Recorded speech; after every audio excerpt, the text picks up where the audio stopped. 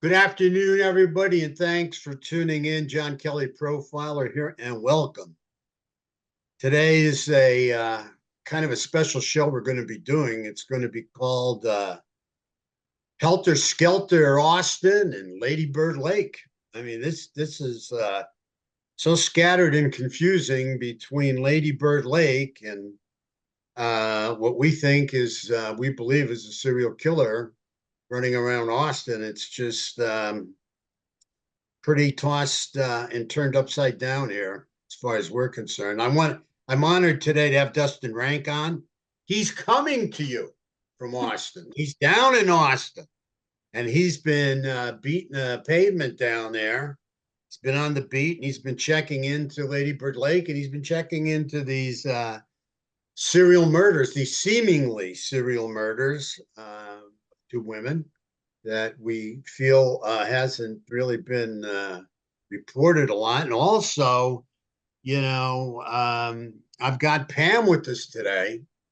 Pam Bogart, you all remember her. And Pam is a great researcher, as Dustin is a great investigator. And, he's a private investigator for that matter. He's been doing this a while. And Pam is a great researcher and has worked in probation for many decades. She's a real pro. Dustin's a real pro. All you're going to get on this channel is pros, pretty much. That's what you're going to get. You're going to get people that know the deal, been around. And it's not just because of their education, but it's because of their street smarts, too.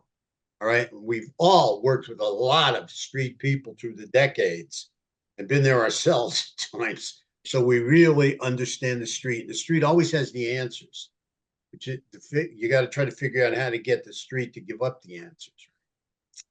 So with all that being said, I want to give our deepest condolences to the friends and families of all those affected by these drownings, these murders of the two women, these suicides supposedly that took place, and just in general, all these deaths that have taken place around Lady Bird Lake and in Austin. I want to give our deepest condolences out to you all. If you like what we're doing, please like us. Please subscribe if you're interested in what we're doing.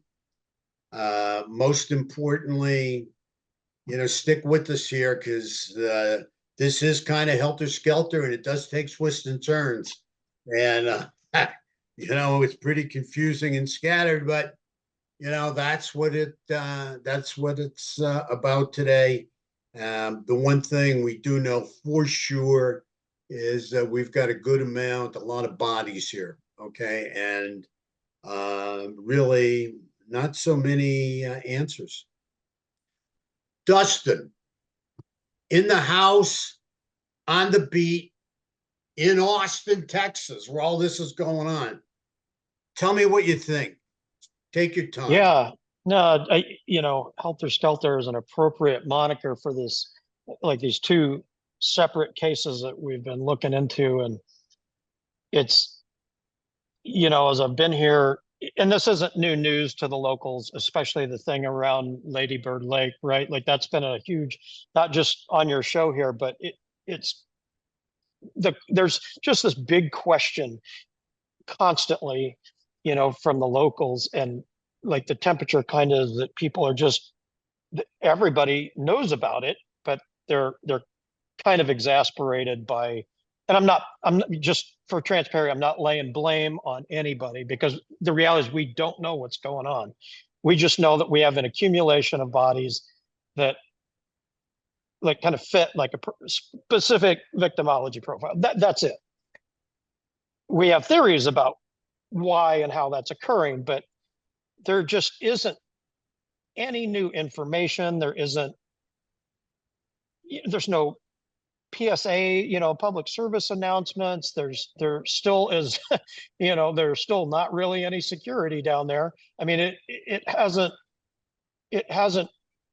from what I could tell, it certainly hasn't affected, people's interaction with the lake or the trails or downtown Austin in any way. But I think people are just like, well, we don't have anything to go on. And I talked to a lot of people, and they're all super gracious. I want to give a big shout out to just the people of Austin. They're always like super cool when I'm in town. And, I've got some contacts here. I want to give them a big shout out too, because they're able to point me in some cool directions and places to look.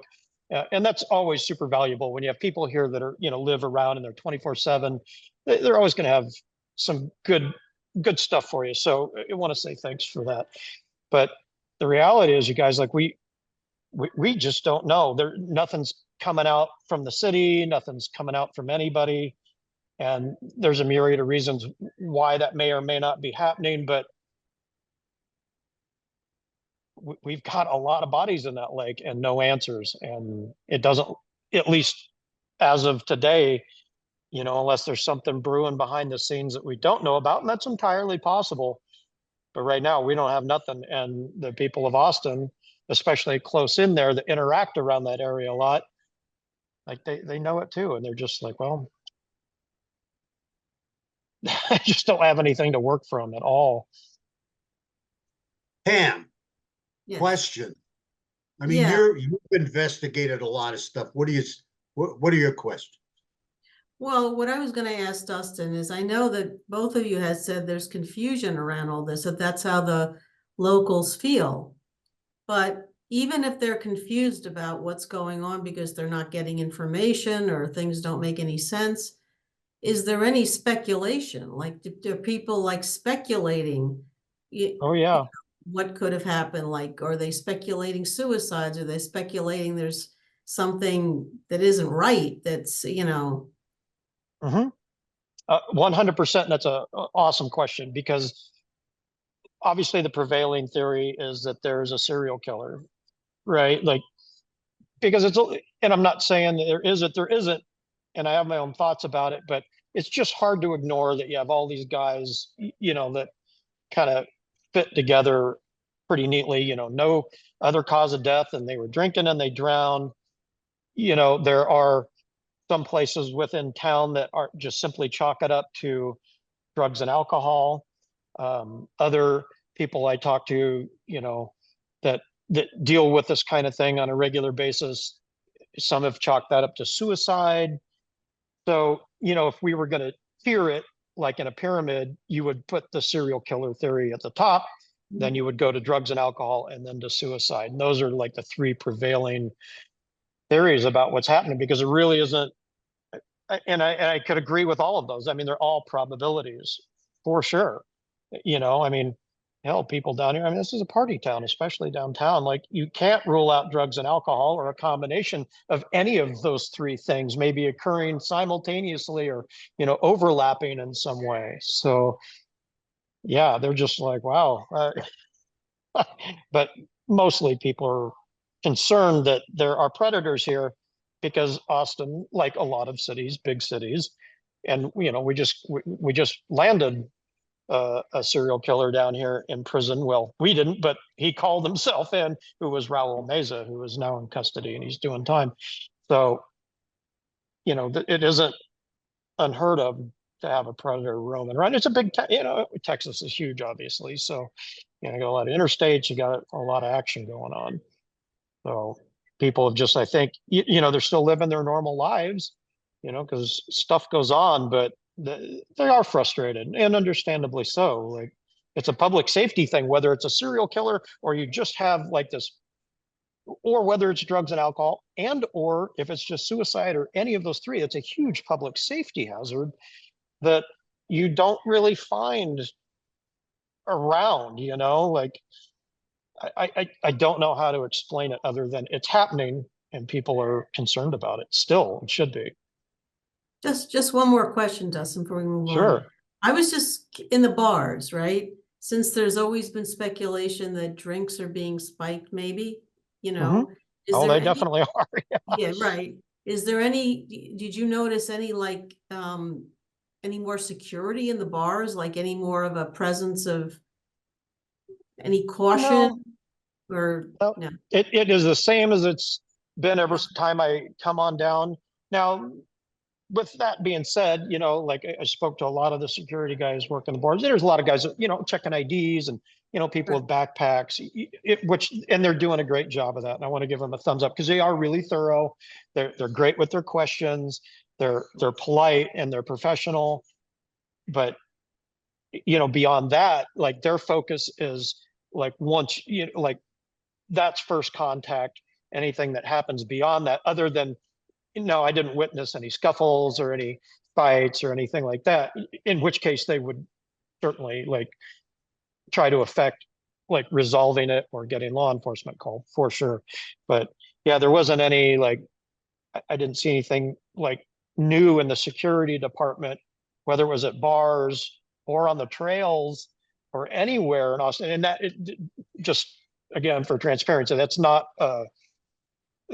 any kind of shade on law enforcement at all. I just didn't, there is law enforcement there. There are patrols of people. There are people that are helping, like Portland, for instance, has like Central City Concern that helps deal with people that are having overdoses or in crisis, that will help get them off the streets. And, either, maybe they need Narcan or maybe they need, counseling, whatever. Like there is some help here and there are some positive things that are being done, but I don't see like any step up in it. Now that could be stuff that's behind the scenes that I don't know about too, in all fairness. So I just didn't visibly see any noticeable uptick from any other time that I've been there.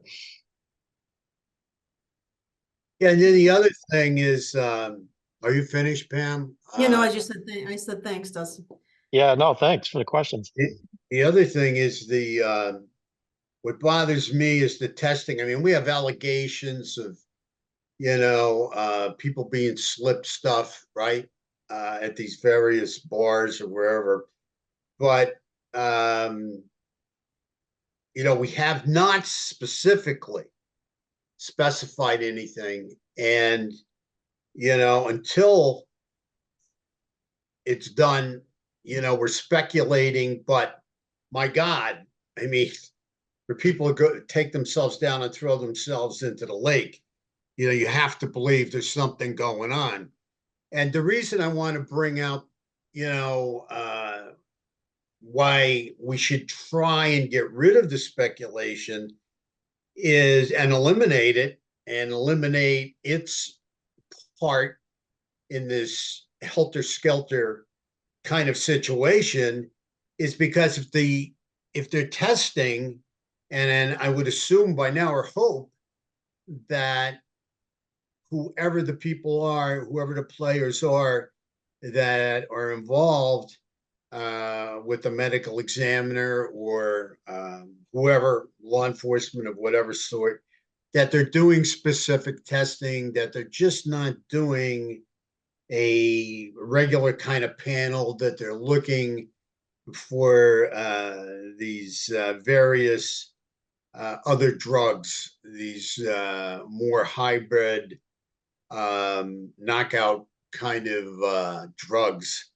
And I think the testing is important. I think we can speculate from now, till 10 years from now, forever. I mean, without doing specific testing for these kind of date rape knockout kinds of drugs, these more sophisticated drugs, which takes a little bit more sophisticated testing, we're not going to have any answers. We're not going to have any answers.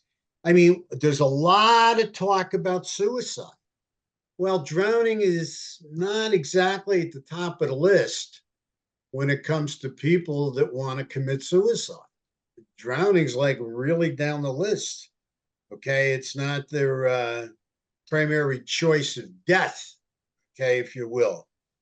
And then when we look at, and only the families, I think, can give us answers to this, and they're welcome to come on. I welcome them to give us any positive feedback. If we were doing a little bit of an autopsy, a psychological autopsy on suicide, somebody that committed suicide, my question would be, questions would be,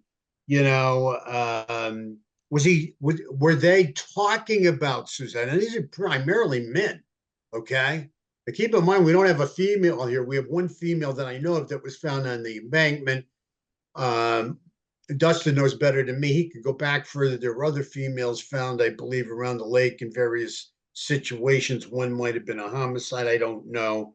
But I want to stay focused on this for a second.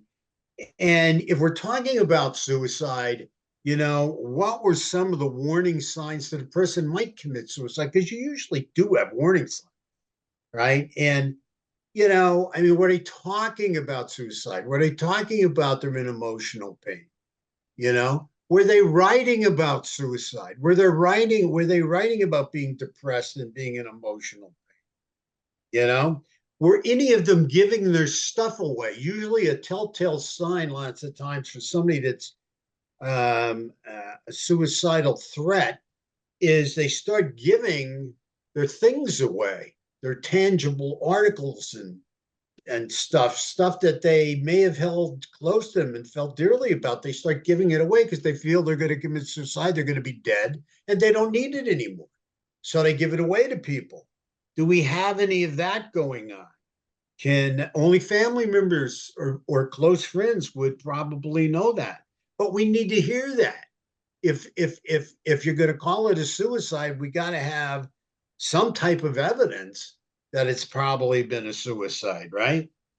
I mean, the other thing we have to have is, a letter. I mean, in some cases, not as many as people would expect, people leave a letter behind on why they committed suicide, why life was unbearable, why life was too tough, why they couldn't go on, why they're in such deep emotional pain, and they want to put an end to themselves.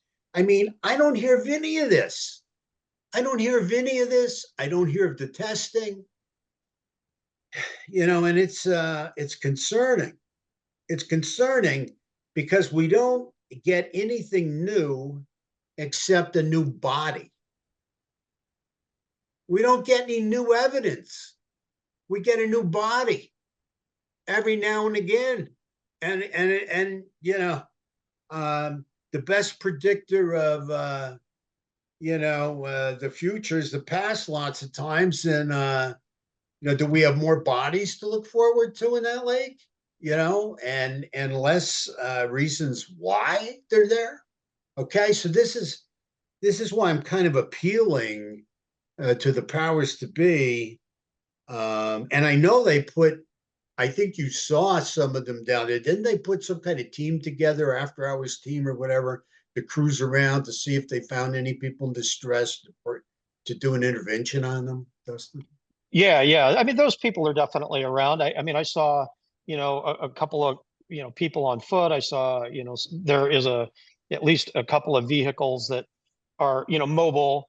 I would assume that are, not only looking for people in distress, but could be called to a scene if they need to, if somebody is either acting out or is in distress or maybe overdosing. And I've seen that in other cities too, where, they're not paramedics typically, but they have some, CPR training, Narcan training, a little bit of mental health training to help get. So if they come on a scene, they can either render some aid or they know who to call immediately to get them stabilized for a minute and then get the right people in to help them get whatever their crisis is that they're in at the moment managed. And that might be in a facility or whatever. I don't know the logistics here in Austin, but in other towns that, Portland's a good example where they actually have a space for it's not jail. They do have a lockup if somebody's really acting out or is really like hyped up on dope or like having an episode to keep not only them safe, but the staff and the other people there. But it's mostly kind of get people off the street, let them come down, give them a place to chill, give them some food, get them hopefully hooked up with, some social services. I don't know the nuances of that, but typically you see a similar kind of public health approach to that kind of thing in any city, anywhere. Those protocols are largely similar. Yeah, some kind of intervention in any way. Give them a cigarette, have a cup of coffee with them, buy them something to eat, talk to them, anything to interrupt their mission of self-destruction, right? You want to interrupt the mission of self-destruction. That's what you want to do. And once a person is on that mission and they've made up their mind and they're on their way, say, down to that lake or whatever, a quick hello from a new face can be an intervention. Hey, buddy, what's going on? Let's talk about it a little, or, what's down there, I mean, that's going to interrupt, the mission. And, usually that's going to stop or delay the process for some length of time anyway, if we're focusing on, this, suicide angle. And, that's why these men all ended up in the lake, but so many men and alone. I mean, if you're out partying and you're with other guys, and you're drinking and this and that, why do you go down there alone? Exactly. Who's missing here? Somebody missing we don't know about, because they're always alone.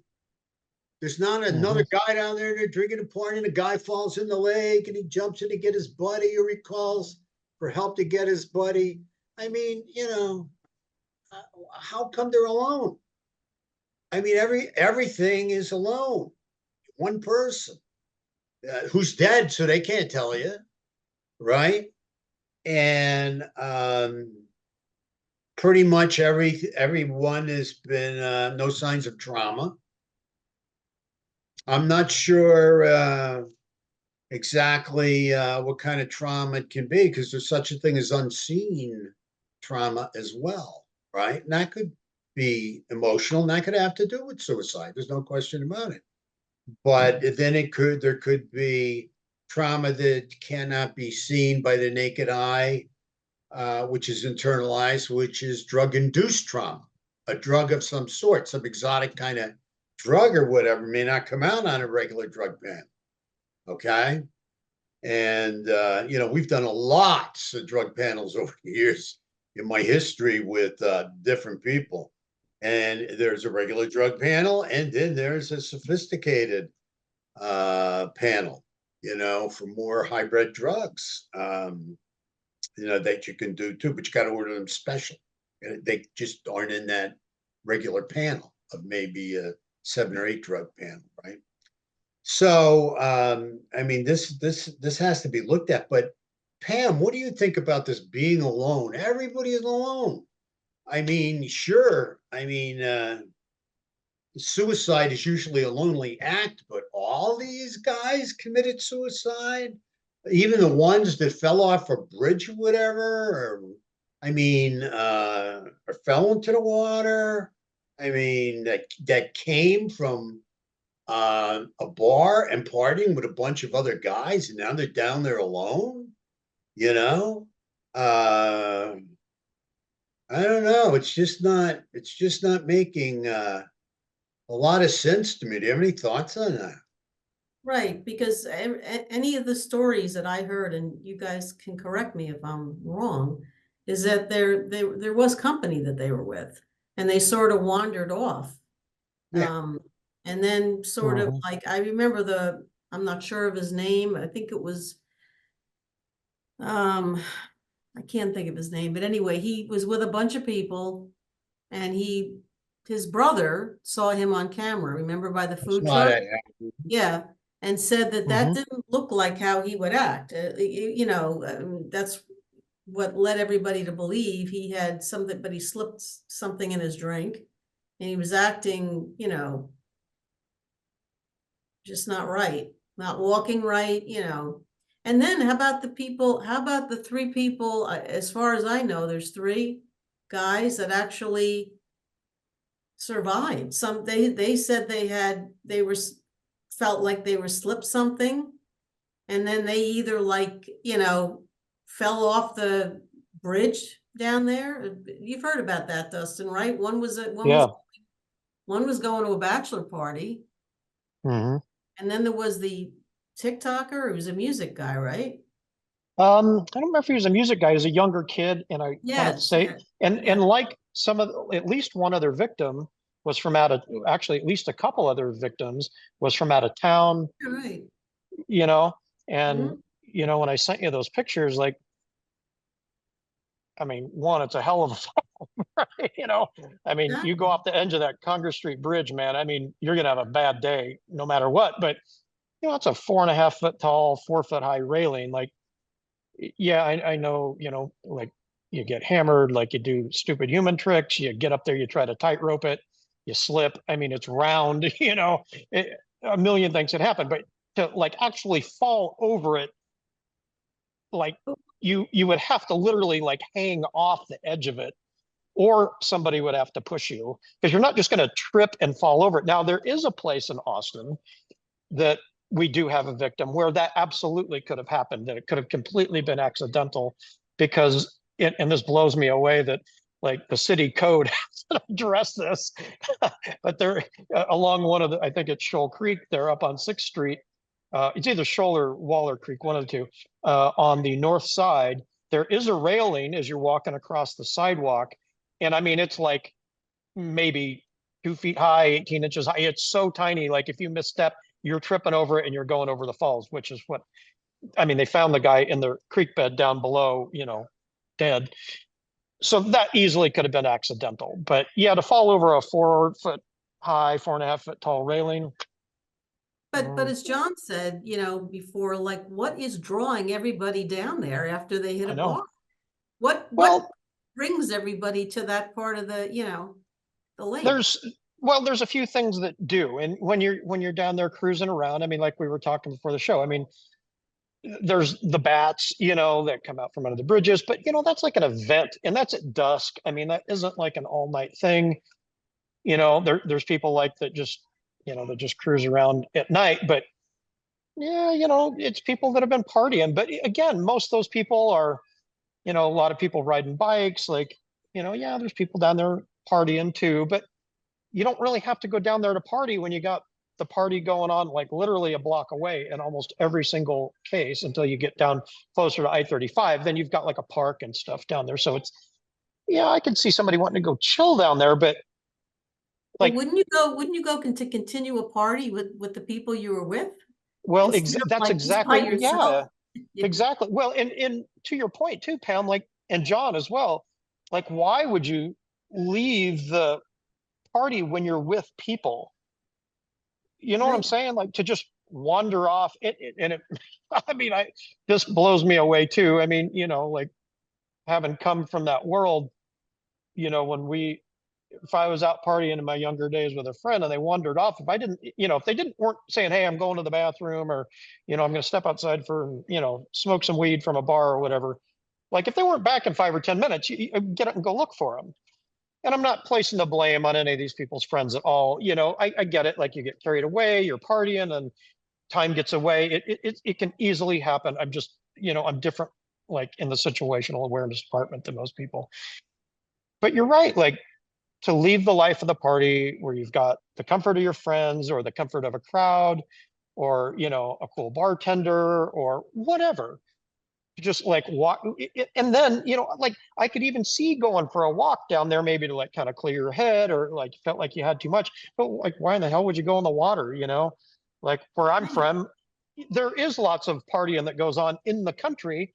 And the only thing to do is, you know, like get naked and jump in the pond or ride your dirt bike into it or do, you know, any number of like totally dumb things that people do when they've had too much to drink. But in a place that's that populated, it just seriously defies logic that somebody would just walk off of a party atmosphere and just literally walk into the water.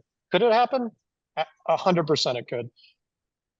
I mean, But if you were going to unalive yourself, would you go out with a group of friends and then wander downtown? Like that doesn't even make any sense. You do it, that would be a lonely thing by yourself. ser- and there's so many other, like if you had, you know, some thoughts of suicide or self-harm, like walking into the water now, and you know, like I can't speak for what's going on inside everybody's head, but there's bridges you can jump off of. There's construction zones that you could get into plenty of trouble, you know. And if you get off the strip and you really want trouble, it's all around Austin's high crime. So if you're, and especially if you're under the influence, and especially if you're not from the neighborhood, and you really don't, or maybe you don't know the streets very well, there's plenty of trouble to get into in terms of, maybe feeling bad about yourself and wanting to do something about it. So the fact that you would just like wander into a body of water, for me, it defies logic. And it seems to not resonate with, I mean, that is continually, Pam, a topic that comes up of like, what the hell were these guys doing in the water in the first place? Exactly. I mean, during the day and even during there's kayakers, people do enjoy the water, but you don't see people, running off of 6th Street or Rainy Street, like jumping in there, like doing bonsai cannonballs off the bridge. Like, does it happen? Probably, but not to the degree that we're seeing it. So Exactly. yeah, it is like, it is one of the weirdest anomalies I've ever seen. And I think most people feel the same way. And you know what? I think we need to take the elephant out of the room. Okay.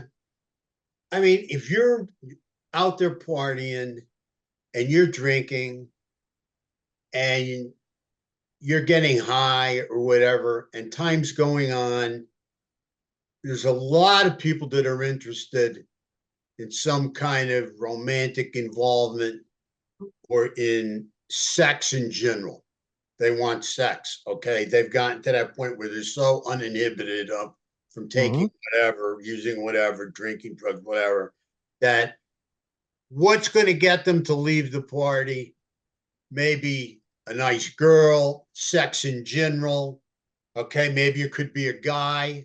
Okay. I don't know. Okay. So could it be a guy and a girl maybe thinking about going down there? Could it be two guys thinking about going down there? The point I keep trying to make is when these people are found, they're found alone. There is no other guy. There is no other woman. They are found alone dead. Right? So I look at, if somebody's gay, they're gay. That's their business. I could care. That's the way they want it. That's their life. Fine. I have no problem at all with that. Okay. And if it's a heterosexual thing, I have no problem with that either. All right. If they want to leave the party and get together and go down for, a romantic time down by the lake, fine. But we don't have any of that. We don't have anybody saying anything about that. That's the elephant in the room here. Well, exactly, John. And to your point, Pam there's no drug started panel off. either. Yeah. Like Pam started off, what gets them to go down there? Why do they go down there? You know, Yep. a romantic rendezvous. That or drugs, but we don't have a drug panel to tell us any of that either. It's bizarre behavior. It's helter skelter behavior. Exactly. It's very, very confusing here. It's very confusing. So I really would, encourage anybody who's listening, if they have any ideas, to let us know, please. We'd love your comments. And at the same time, you want to really add to this whole confusing helter skelter situation. Dustin, we have a serial killer or a presumed serial killer. There's allegations because two dead women and the same DNA found that on these women, male DNA. 100%. Yeah. Yeah. I mean, we had Raul Meza last year, who thankfully is now in prison. And then this guy pops up on the radar, or at least his DNA does, around, like you said, these two dead women. And yeah, that's, the interesting thing, John, is, it isn't that it isn't talked about. It isn't that it's not in the papers, but, we have not, and I'm not saying law enforcement is not working on this because I don't know. I'm sure that they are. They are. Absolutely. But, people are understandably, there's kind of two camps here with that. Most of the people I talked to weren't even really aware. They might have heard of one or the two women, but they weren't aware of the CODIS hit between them. or there was a small portion of people that actually did know about it and are concerned because now Raul Mesa's gone, but now we have a new predator potentially that is preying on women. And this guy, obviously, if this is the guy that actually killed him, he definitely has a type because these women are very similar in appearance, similar in age, similar in build. And there is some real peculiarities around those two deaths from the information I was able to piece together. And this is just accumulating, you get some stuff from public records, you get it from talking to locals, you get it from talking to, anybody, that you can in law enforcement. But, we've got one dead woman, the second one. So we have 6 year span, okay, starting in 2018.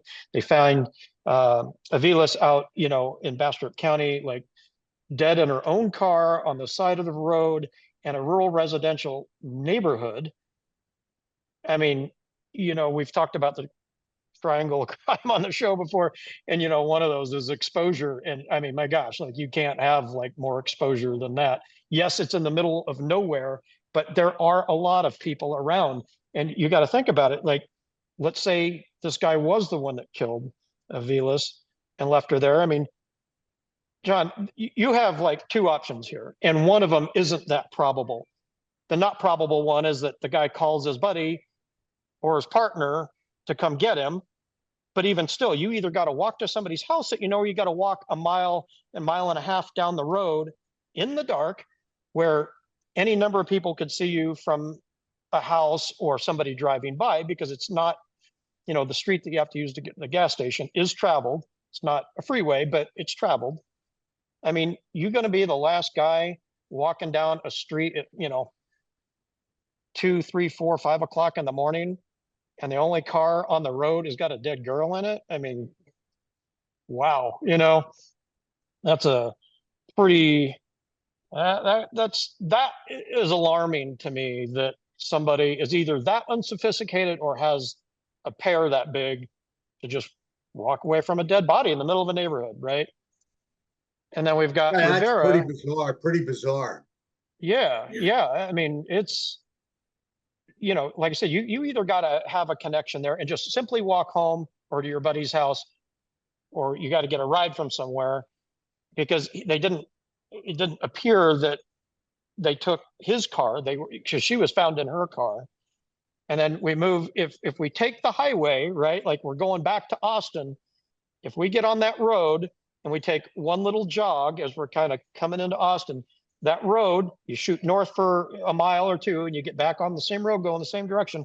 That is almost as the crows flies to the second victim, which is Rivera.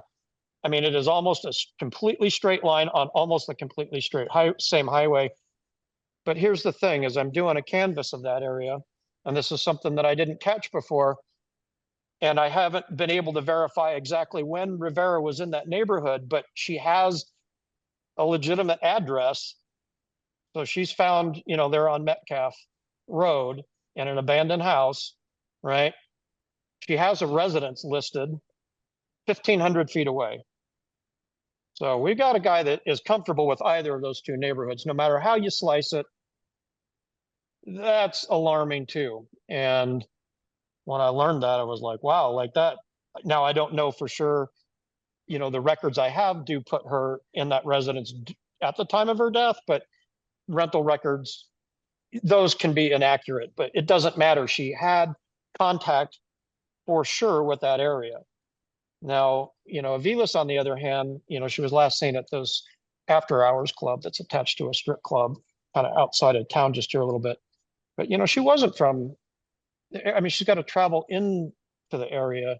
And there's reasons that we can speculate as to what she may have been doing there. It could have been something as innocuous as she had a friend and they're just meeting up. I mean, easy as that. She could have been working as a bartender. I mean, any number of things.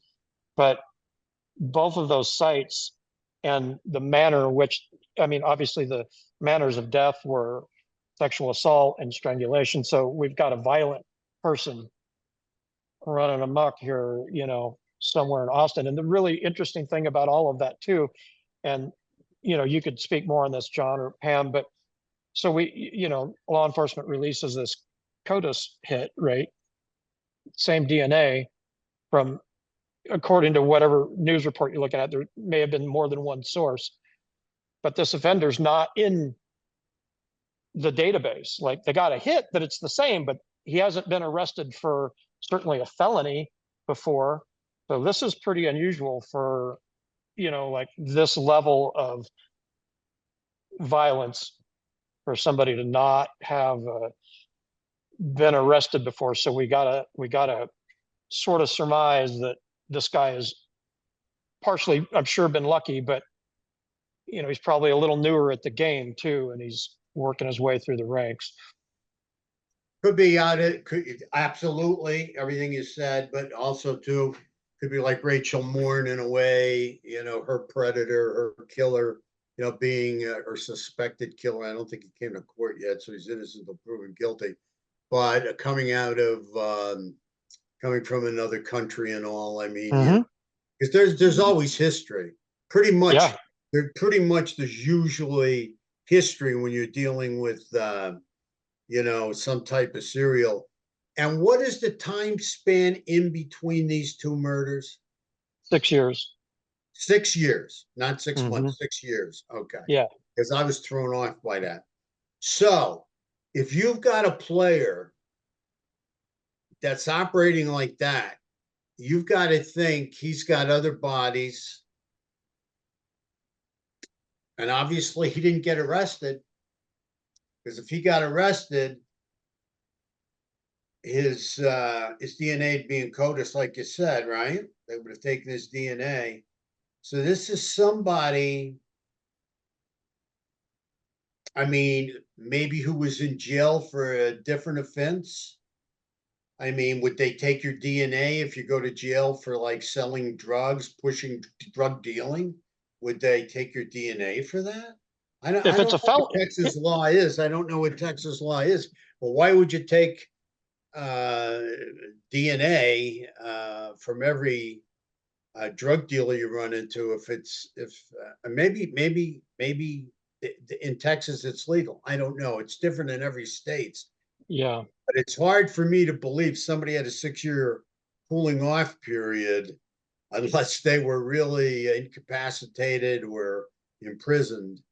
I have a real hard time with that. Or back John? home in their home country too, potentially. Yeah, I was just gonna say that, Dustin. I was gonna say, like, just like the suspect in the Rachel Morin case, maybe he lived here, went back home, and came back here again. And if he was in jail in another country, we wouldn't know that. That's right. Yeah. And the latest murder was that how long ago was that? That's about 6 months ago, or no? 6 months ago, yeah, June of 24. Yeah. Okay, so if they don't have wraps on this guy, we might be seeing him sooner than later. Well, and that is a legitimate concern with the people that are aware of the case, that they know somebody's out there for sure, but we don't have a clue who this guy is. Yeah, all good questions, no answers yet. But if he's still in this country, we haven't heard the last from him. I will tell you that. 100%, yeah. 100%. Is there anything else we want to talk about before we break? No, there's not much else to report. I mean, there's a lot of like minutia type details that I think we just got to kind of sit on and see if they fit into the puzzle. They're small pieces that we don't know where they may or may not fit yet. I think it's relevant stuff, but we need more intel around it to fill it out before I think we bring it out and maybe apply it to what we already know, or maybe even a new theory if something new, some new information comes our way. Yeah, hopefully our friends out in Austin can get back to us with some information, help us fill in some of these blanks. Hopefully they are doing specific testing now. And I'm really glad to hear that they have the rescuers out there at night You know, they have a Yeah. team out there that's patrolling, trying to make sure people don't hurt themselves, and you know, they're rescuing them from themselves, if you will, you know. Hmm. That's always good to know. Pam, anything else before we break? Not that I can think of, John. Okay. Well, thank you all for tuning in. We're a little bit longer today, but again, you know, this whole helter skelter, confusing, scattered whole thing going on down there. And why not? It's a big city, and you usually have these things going on in big cities. Most importantly, God bless Austin, and you know, most importantly to our audience, you know, take care of yourselves and make sure you have a good, safe day. Be careful on New Year's. Dustin, I can't thank you enough for coming on today. We always appreciate you and your feedback. Pam, you as well. So much thanks for being here today and honoring us with your presence. Um, so, most importantly, to all of you, have a happy new year. Take care of yourselves. Stay safe. And until we meet again, God bless. Thank you so much. Thank you, John. Thanks, John.